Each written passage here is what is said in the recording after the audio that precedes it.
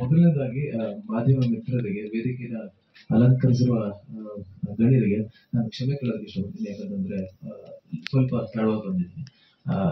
ಸಾಕಷ್ಟು ಇಂಟರ್ವ್ಯೂಗಳು ನಡೀತಾ ಇದೆ.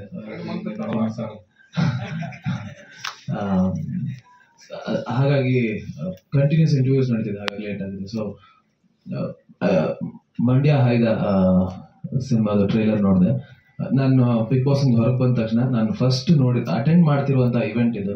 So first of all congratulations and all the best.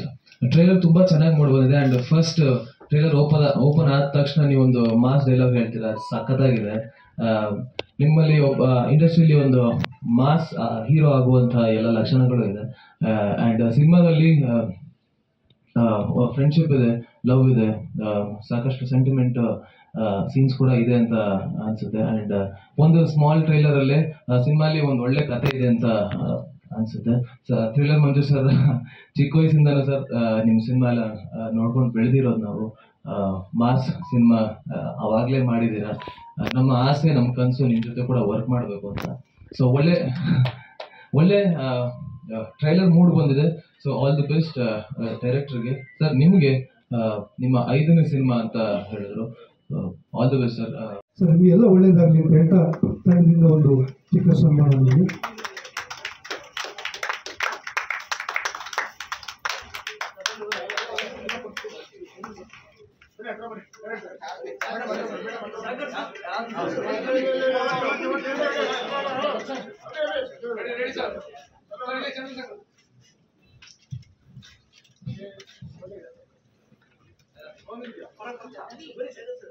ಧನ್ಯವಾದಗಳು ಕಾರ್ತಿಕ್ ಬಂದಿದ್ದಕ್ಕೆ.